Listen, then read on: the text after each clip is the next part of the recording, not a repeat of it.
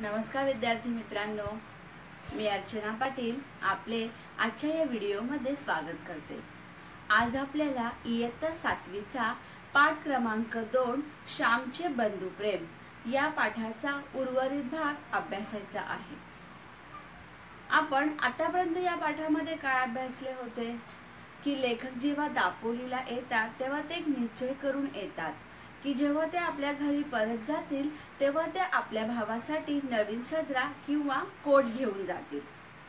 त्यासाठी लेखक पैसेही जमवतात। 1 रुपया 2 आणे असे ते पैसे जमवतात।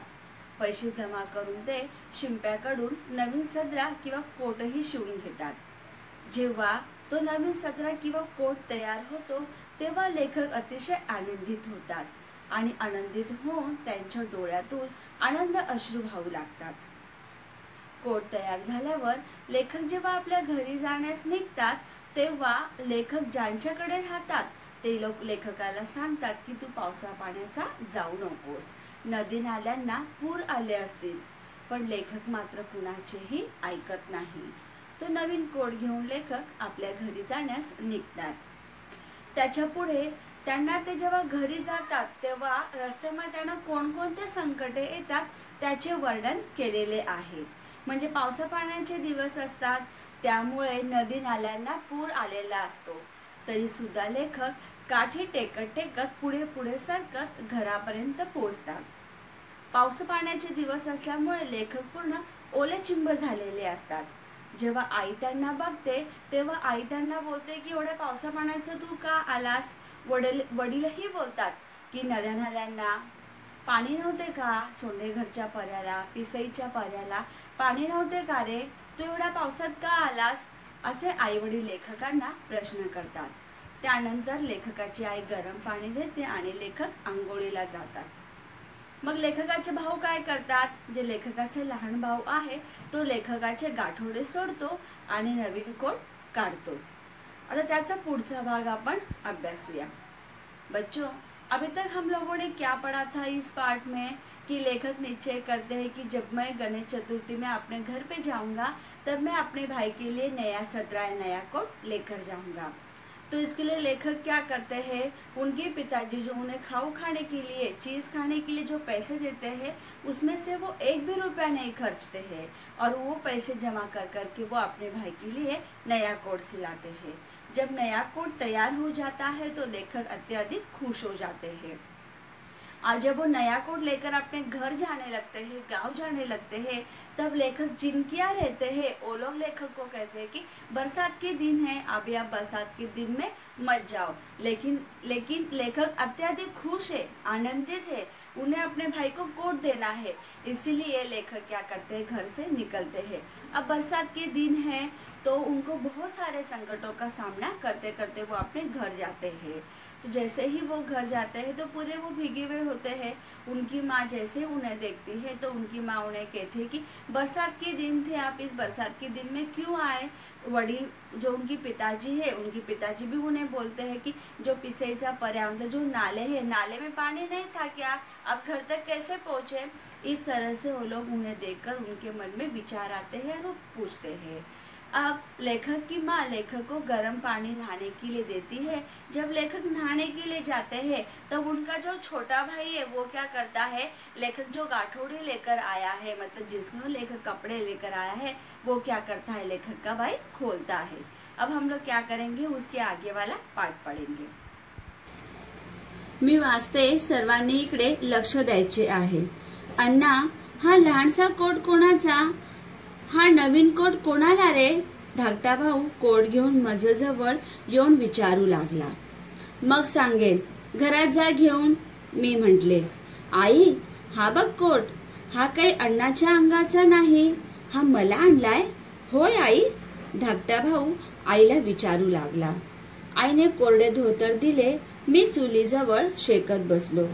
आई म्हणाली, श्याम, हा कोणाचा कोट?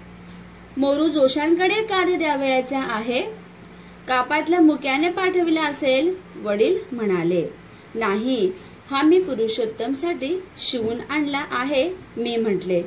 पैसे रे कोठले? कोणाचे कर्ज काढलेस का फीचे दवडलेस?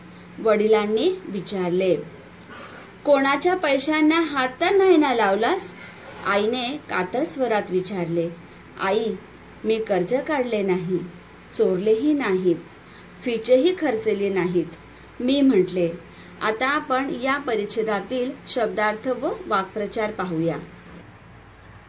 मजजवळ, माझ्याजवळ. कोरडे, सुकलेले. कातर स्वर, थरथरणारा आवाज.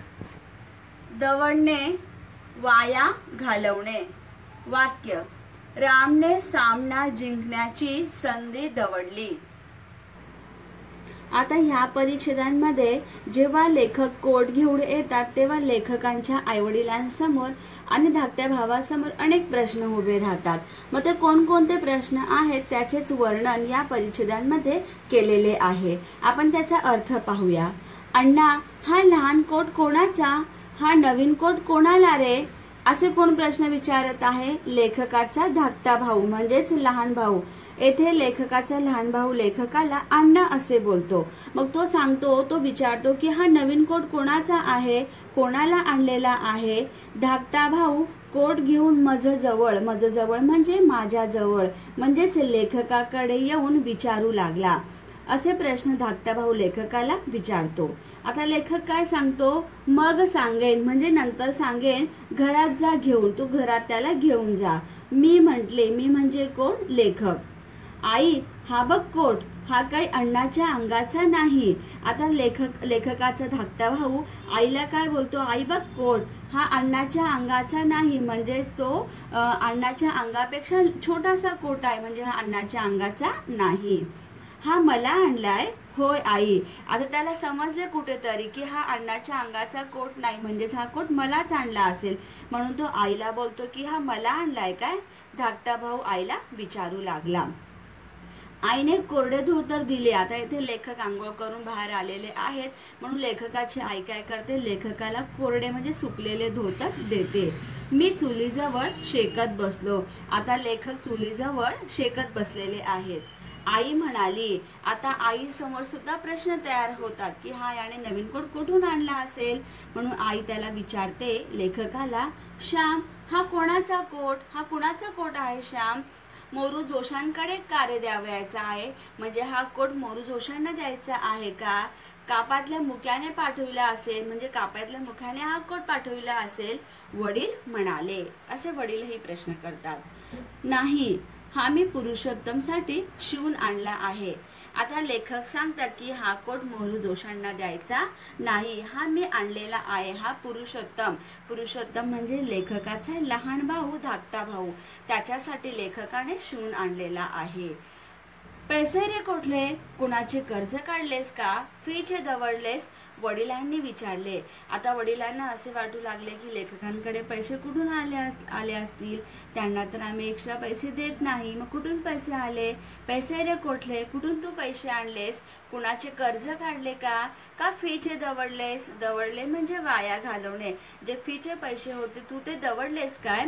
असे वडिलांनी विचारले. कोणाच्या पैशांना हात तर नाही ना लावलास? म्हणजे तू कुणाचे पैसे तर घेतले नाहीस ना? आई अशा कातरत्या स्वरात, थरथरत्या स्वरात आई विचारते. आता लेखक काय सांगतात?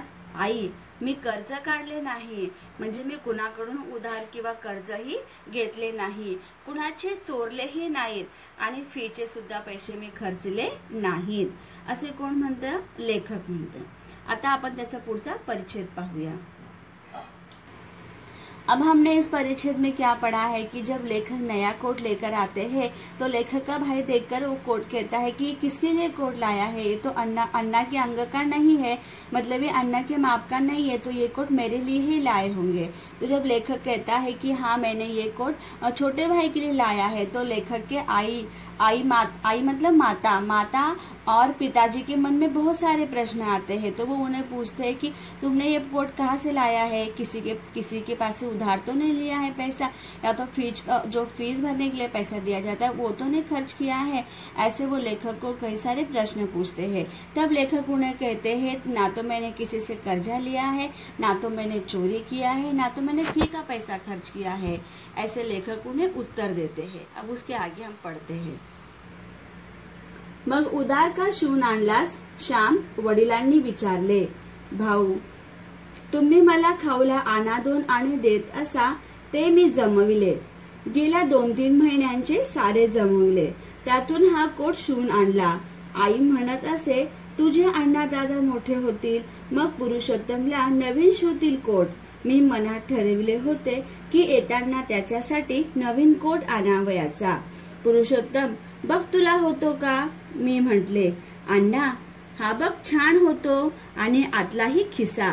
आता माझी पेन्सिल हरवणार नाही. आई बघ. पुरुषोत्तम आईला दाखवू लागला. मी सांगितलेली हकीकत ऐकून आईला गहिवर आला. ती म्हणाली, श्याम, तू वयाने मोठा नाहीस, पैशाने मोठा नाहीस, शिकून मोठा नाहीस, परंतु मनाने मोठा आजच झालास हो. हेच प्रेम बाळांनो पुढेही ठेवा. या प्रेमावर कुणाची दृष्टी नको पडायला. वडिलांनीही माझ्या पाठीवरून हात फिरवला. ते बोलले नाहीत. त्या हात फिरवण्यात सारे बोलणे होते, साऱ्या स्मृती होत्या. आता आपण या परिच्छेदातील शब्दार्थ व वाक्प्रचार पाहूया. हकीकत, गोष्ट. दृष्टी, नजर. स्मृती, आठवणी. वाक्प्रचार, गहिवर येणे, मन भरून येणे. वाक्य, नातवाला पाहून आजीला गहिवर आला. या परिच्छेदांमध्ये लेखकाने नवीन कोट कसा तयार करून आणला याचे वर्णन केलेले आहे. त्याचबरोबर भावंडांमधील असलेले प्रेम व आईची शिकवण याचे हृदयस्पर्शी वर्णन दिसत आहे. आपल्याला या चित्रामध्ये दिसत आहे की लेखकाने आपल्या लहान भावाला कोट आणला आणि लहान भाऊ किती आनंदित झाला आणि आई सुद्धा किती आनंदित आहे हे आपल्याला या चित्रावरून स्पष्ट होत आहे. आता आपण याचा अर्थ पाहूया. भाऊ, तुम्ही मला खाऊला आणा 2 आणे देत असा ते मी जमविले. आता येथे लेखक काय सांगत आहे? लेखक आपल्या वडिलांना भाऊ असे म्हणतात. ते काय सांगतात की तुम्ही मला खाऊसाठी जे 2 आणे देत असतात ते मी जमविले. गेल्या 2-3 महिन्यांचे सारे जमविले. गेल्या 2-3 महिन्याचे मी पूर्ण ते पैसे जमविले आणि त्यातून हा कोट शिवून आणला. आई म्हणत असे, लेखक पुढे सांगत आहे की आई त्यांना काय म्हणत असे? तुझे अण्णा दादा मोठे होतील, मग पुरुषोत्तमला नवीन शिवतील कोट. मी मनात ठरविले होते की येताना त्याच्यासाठी नवीन कोट आणायचा. येथे लेखक सांगत आहे की मला आठवते की आई नेहमी म्हणत असे की जेव्हा तुझे अण्णा दादा मोठे होतील तेव्हा ते पुरुषोत्तमसाठी. पुरुषोत्तम हे लेखकाच्या धाकट्या भावाचे नाव आहे. मग जेव्हा अण्णादादा मोठे होतील तेव्हा ते नवीन कोट शिवून आणतील. तेव्हाच मी मनामध्ये ठरवले होते की जेव्हा मी परत गावी येणार तेव्हा येताना भावासाठी नवीन कोट शिवून आणेल. पुरुषोत्तम, बघ तुला होतो का? मी म्हटले. आणि लेखकाने पुरुषोत्तमला तो कोट देत म्हणते की बघ तुला होतो का? आता येथे लेखकाचा भाऊ काय म्हणतो? अण्णा, हा बघ छान होतो. आता अण्णा म्हणजे कोण? लेखक. अण्णा, हा बघ छान होतो आणि आतलाही खिसा पण खूप सुंदर आहे. आता माझी पेन्सिल हरवणार नाही. आई बघ. येथे लेखकाचा लहान भाऊ अतिशय आनंदित होतो आणि आनंदित होऊन बोलतो की याचा खिसाही खूप सुंदर आहे, खूप छान आहे आणि आता याच्या पुढे माझी पेन्सिल कधीही हरवणार नाही. आणि तो आपल्या आईला सांगतो, आई बघ. पुरुषोत्तम आईला दाखवू लागला आणि लेखकाचा भाऊ पुरुषोत्तम आईला तो कोट दाखवू लागला. मी सांगितलेली हकीकत ऐकून आईला गहिवर आला. जेव्हा लेखकाने ती संपूर्ण हकीकत सांगितली की लेखकाने कशा प्रकारे पैसे जमवले आणि पैसे जमवून आपल्या भावासाठी नवीन सदर आणला तेव्हा आईला एकदम गहिवर आले. आणि आई काय म्हणाली? श्याम, तू वयाने मोठा नाहीस, पैशाने मोठा नाहीस, शिकून मोठा नाहीस, परंतु मनाने मोठा आजच झाला हो. आई काय म्हणते की श्याम, तू वयाने मोठा नाहीस म्हणजे श्यामचे वयही जास्त नाही, त्याच्याकडे पैशाने मोठा नाहीस म्हणजे लेखकाकडे पैसेही नाहीये, तो पैशाने मोठा नाही आणि लेखकाचे अजून शिक्षणही पूर्ण झालेले नाही, म्हणजे लेखक शिकून अजूनही मोठे झालेले नाहीत, परंतु लेखक हे मनाने आजच मोठे झालेले आहेत। मनाने मोठे होणे अतिशय महत्त्वाचे असते आणि येथे लेखक हे मनाने मोठे झालेले आहेत, म्हणजेच लेखकाने स्वतः एकही पैसा खर्च न करता, एकही पैसा खाऊसाठी न खाता लेखकाने आपल्या भावासाठी पैसे जमवले आणि पैसे जमवून आपल्या भावासाठी येथे कोट आणला, म्हणजे येथे लेखक हे मनाने मोठे आहेत। लेखक अजून वयाने मोठे झाले नाहीत, लेखकांकडे पैसाही नाही, लेखकांचे शिक्षणही पूर्ण झालेले नाही, परंतु लेखक हे मनाने मोठे झाले। हेच प्रेम बाळांनो पुढेही ठेवा, या प्रेमावर कुणाची दृष्टी नको पडायला। लेखकाची आई सांगते की असेच प्रेम तुमच्यामध्ये पुढेपर्यंत असू द्या आणि तुमच्या ह्या प्रेमाला कुणाची दृष्टी म्हणजे कुणाची नजर नको पडायला। वडिलांनीही माझ्या पाठीवरून हात फिरवला, ते बोलले नाहीत। आता वडील हे सर्व ऐकत होते आणि वडील एकही शब्द लेखकाला बोलले नाहीत। लेखकाच्या वडिलांनी लेखकाच्या पाठीवरून हात फिरवला, तो प्रेमाचा स्पर्श होता, प्रेमाने हात फिरवला होता आणि त्या हात फिरवण्यामध्ये सारे बोलणे होते, त्या हात फिरवण्यात सारे बोलणे होते, साऱ्या स्मृती होत्या। लेखकाच्या वडिलांनी फक्त हात फिरवला, पण त्या हात फिरवण्यामध्ये सारे बोलणे होते, साऱ्या स्मृती होत्या, साऱ्या आठवणी होत्या। अशा प्रकारे येथे आपण श्यामचे बंधू प्रेम हा पाठ अभ्यासला आहे। बच्चों, हमने इसमें क्या पढ़ा है कि लेखक बताते हैं कि वो किस तरह से अपने भाई के लिए कोट लेकर आते हैं और जब वो कोट लेकर आते हैं तो उनका भाई अत्यधिक खुश हो जाता है। हमें ये चित्र में भी दिखाई दे रहा है। तो उनकी जो माता है वो माता उन्हें क्या कहती है कि भले ही आप उम्र से बड़े नहीं हो, आपके पास पैसा नहीं है, अभी तक आपकी पढ़ाई भी पूरी नहीं हुई है, लेकिन आप मन से बड़े हो गए हो। इसी तरह से आप लोगों में, आप भाइयों में ऐसे ही प्रेम रहने दो, ऐसे उनकी माँ उन्हें कहती है। लेकिन उनके वडील कुछ भी नहीं बोलते हैं, उनके जो पिताजी है वो कुछ भी नहीं कहते हैं, बस प्रेम से लेखक के पीठ पे से हाथ घुमाते हैं और वह हाथ घुमाने में ही सारी बातें थी। तो इस तरह से हम लोगों ने श्यामचे बंधू प्रेम ये पाठ पढ़ा है। अशा प्रकारे आपण श्यामचे बंधू प्रेम या पाठामध्ये लेखकाच्या लहानपणाच्या आठवणी अभ्यासल्या। त्याच्यामध्ये आपण काय अभ्यासले की भावंडांमध्ये कसे प्रेम होते, लेखक कशा प्रकारे स्वतःचे पैसे जमवून भावासाठी कोट शिवून आणतात आणि आईची दिलेली शिकवण याचे हृदयस्पर्शी वर्णन आपण या पाठातून अभ्यासले।